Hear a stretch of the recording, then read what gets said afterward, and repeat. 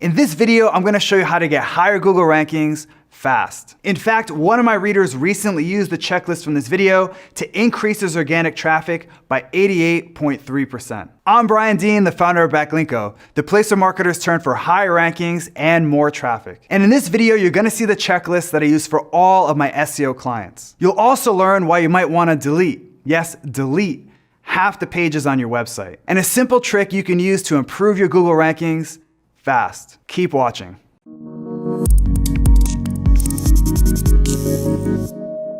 A few months ago, I sent out a newsletter to my email subscribers. This email listed out some of my all-time favorite traffic hacks. And out of the blue, the founder of Proven.com, Sean Falconer, replied to that email. He said, "Dude, I've tried all these techniques before and they helped us get more traffic." And when I looked at Sean's site, I saw that he was doing a solid job with his content marketing and SEO. But I also noticed a few mistakes that were holding him back from Google's first page. That's when I sent him this message. A few hours later, Sean got back to me. After executing the checklist that I'm about to show you, Sean's organic traffic shot up by nearly 50% in 21 days. And once the checklist had time to kick in, Proven's traffic increased by a whopping 88.3% 3 weeks after that. With that, let's dive into the checklist that Sean used to get higher Google rankings. Your first step is to find and eliminate what I call zombie pages. I used to think that Google rewarded sites that publish lots and lots of unique content, but I was wrong. Today, I know the truth. And the truth is that Google doesn't want you to publish content just for the sake of publishing content. In fact, a Google employee recently stated that they prefer websites that publish fewer, high-quality pages. And this quality over quantity approach is one of the secrets behind my blog's success. In fact, Backlinko gets over 150,000 unique visitors per month.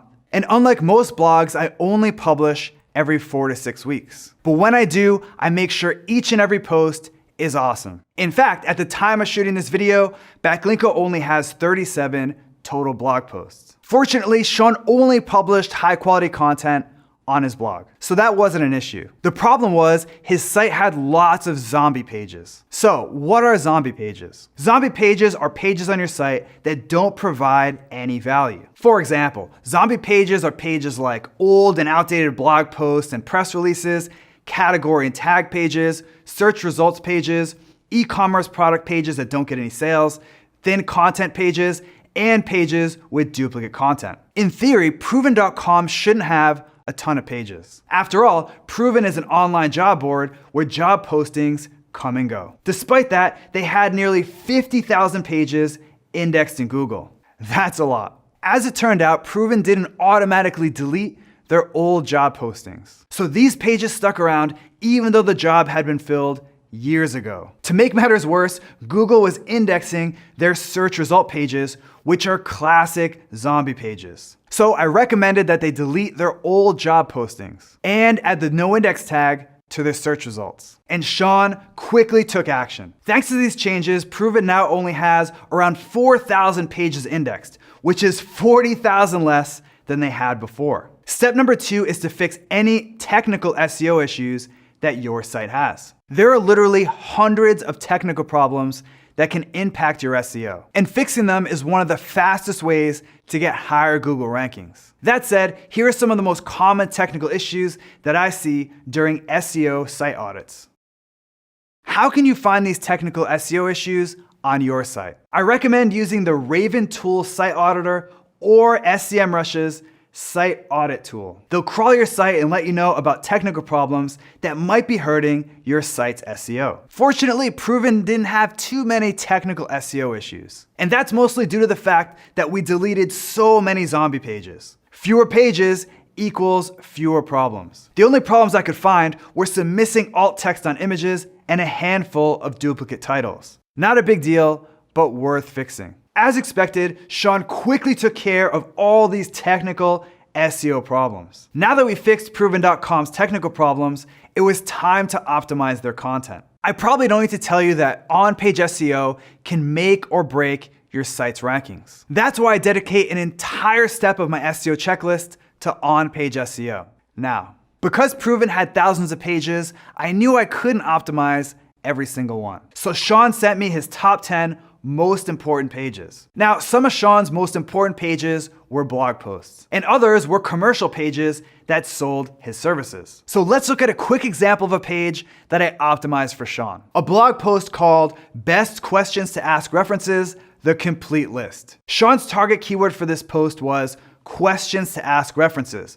So I added that keyword to the top of the page. Why? Because Google puts more weight on words that appear in the beginning of your content. So it's important that your keyword shows up there. I also sprinkled in a few LSI keywords like business tips. LSI keywords are terms that are closely related to your target keyword. And when you include these LSI keywords in your content, you'll get a rankings boost. In fact, my recent analysis of 1 million Google search results found that LSI keyword-rich content tended to outrank content that didn't contain LSI keywords. So how can you use LSI keywords to get higher rankings? Well, let's say you just wrote an article about coffee. LSI keywords for coffee would be things like mug, caffeine, and Starbucks. So you'd want to make sure that you include those terms in your content. Our fourth step is to optimize your title and description tag for click-through rate. You probably already know that CTR is a huge ranking factor right now. Think about it.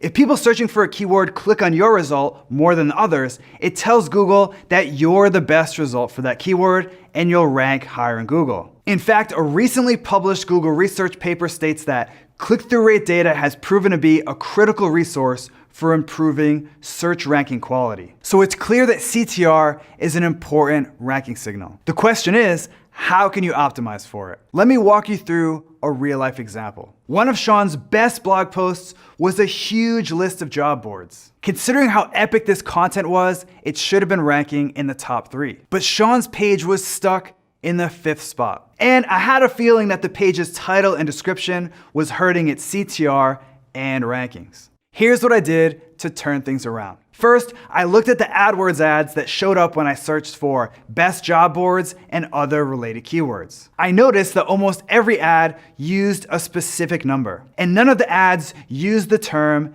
niche talent. So I changed Sean's title tag to this and his description tag to this. And these changes boosted that page's organic click-through rate by 64.1%. And Sean currently ranks in the top 3 for his target keyword. Now that I improved Sean's click-through rate, it was time to optimize his site around another important ranking factor, dwell time. And that's what step number 5 is all about. So what is dwell time and how can you optimize for it? When someone searches for a keyword and clicks on your result, 2 things can happen. They can stay in your site for a long time, or they quickly click away. The amount of time someone spends on your site is known as dwell time. As you might expect, the longer your dwell time in general, the higher your page will rank in Google. Here's what I did to quickly improve Sean's dwell time. First, I moved Sean's content up so it appeared at the top of the page. You see, Proven used to have huge gaps that pushed their content below the fold like this. So I cut this gap down